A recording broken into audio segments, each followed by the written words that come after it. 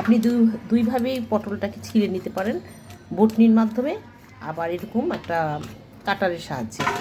তাতে খুব তাড়াতাড়ি করে আসলে হয়ে যায়। আমি তো এভাবেই খুব তাড়াতাড়ি করে খুব সহজেই পটলটাকে ছিঁড়ে ফেলি।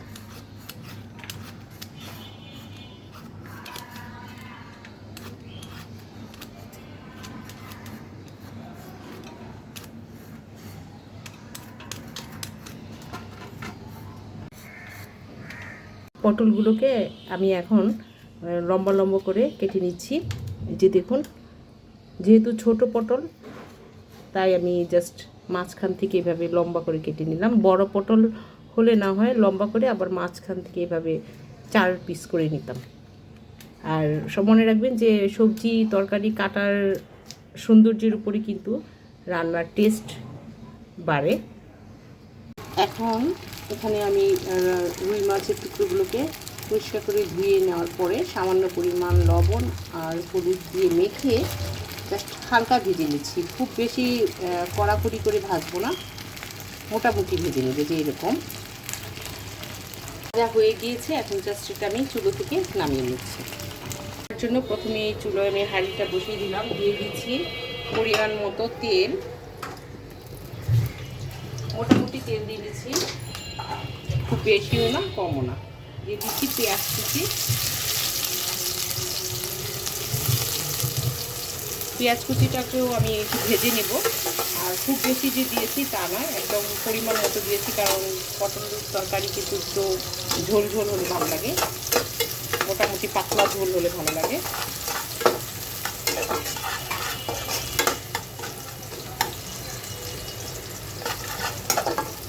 কাঁচামরিচ কয়েকটা ফালি দিয়ে দিলাম, স্বাদ মতো লবণও দিয়ে দিচ্ছি।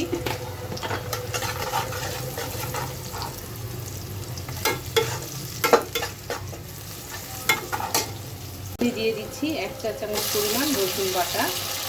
যেহেতু এখানে রুই মাছ পটল মাছ আছে বেশি পরিমাণে, তাই একটু রসুনের পরিমাণটা একটু বাড়িয়ে দিয়েছি, 1 চামচের চেয়ে একটু সামান্য বাড়িয়ে দিয়েছি।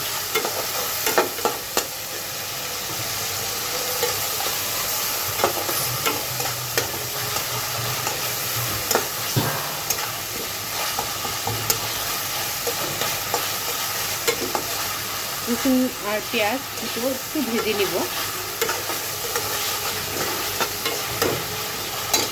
তারপর এখানে দিয়ে দিচ্ছি আমি 1/2 চা চামচ পরিমাণ হলুদের গুঁড়ো, আর হচ্ছে 1 চা চামচ পরিমাণ লাল মরিচের গুঁড়ো, আর একটু বাড়িয়ে দিলাম।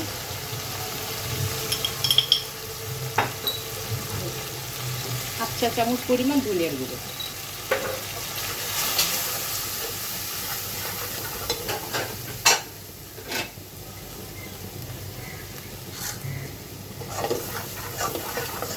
এখন একটু সামান্য পরিমাণ পানি দিয়ে দিচ্ছি।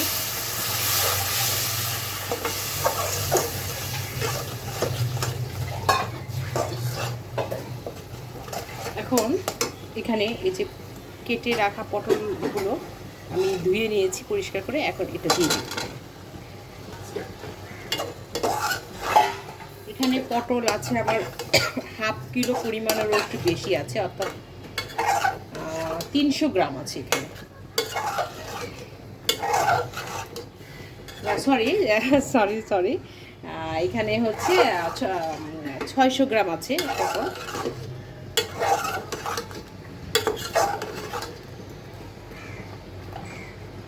এটাকে একটু কষিয়ে নিব, ঠিক আছে? তাই এখানে এটা একটু ঢাকনা দিয়ে দিচ্ছি, ঢাকনা দিয়ে এটা কষিয়ে নেব।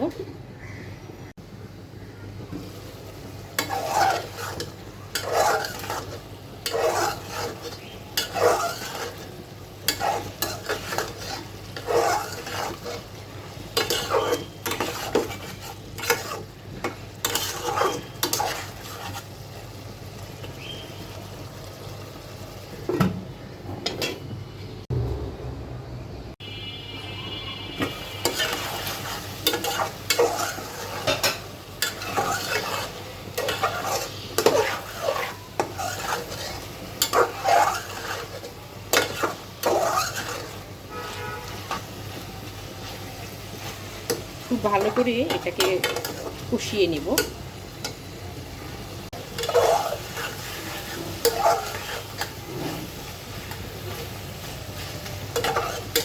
এটা মোটামুটি কষানো আমার হয়ে গিয়েছে। এখন এখানে আমি এই যে ভাজা মাছগুলো আছে, মাছগুলো বিছিয়ে দিব করে।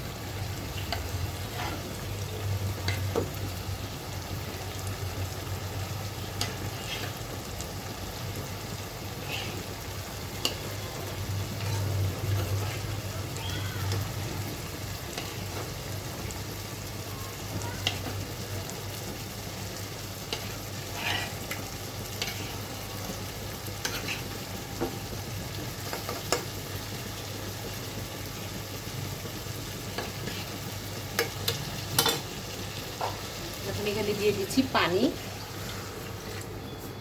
পানিটা অবশ্য আমি রুই মাছের আর পটলের সমান সমান রাখবো, এর চেয়ে বেশি রাখবো না, ডুবিয়ে দিব না, কারণ এটা কিন্তু পটল তো কষাতে কষাতে সিদ্ধই হয়ে গিয়েছে। পটল তো পানসে তরকারি, এই জন্য বেশি পানি দিয়ে এটাকে আমি রান্না করবো না। এই যে মাছ আর পটলের সমান সমান পানিটা রেখে দিচ্ছি।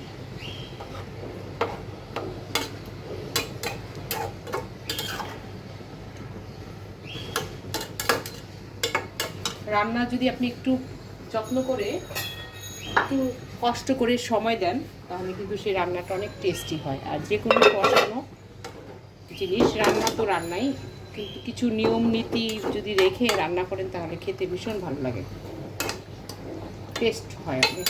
এখন এখানে আমি কাঁচামরিচ দিব, আস্ত কাঁচামরিচ দিব, কারণ এত ঝালের ছড়াছড়ি হয়েছে এটার মধ্যে যে যেহেতু আগে আমি কাঁচামরিচ ফালি দিয়েছি, আর আমি কাঁচামরিচ ফালি দিব না, ঝাল ছড়িয়ে যাবে। আস্ত দিলাম, যার খেতে ইচ্ছে করবে সে কাঁচামরিচটাকে ভাতের ডলা দিয়ে খাবে, হ্যাঁ, চটকে খেয়ে নিতে পারবে।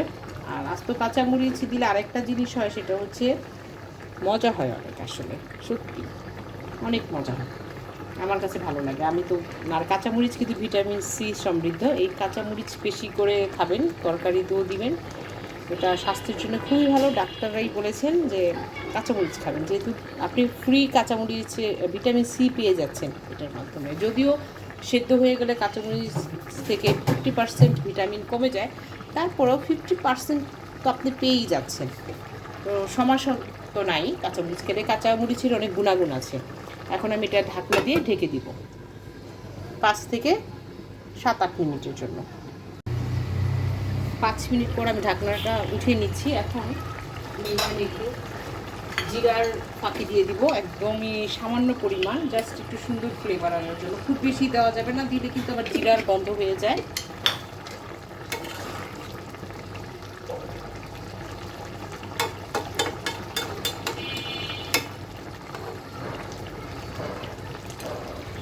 জিরাটা অপশনাল, চাইলে যারা জিরা পছন্দ করেন না তারা জিরাটাকে অ্যাভয়েড করতে পারেন, যে দিতে হবে এমন কোনো কথা নাই, না দিলেও চলবে, এটা অপশনাল।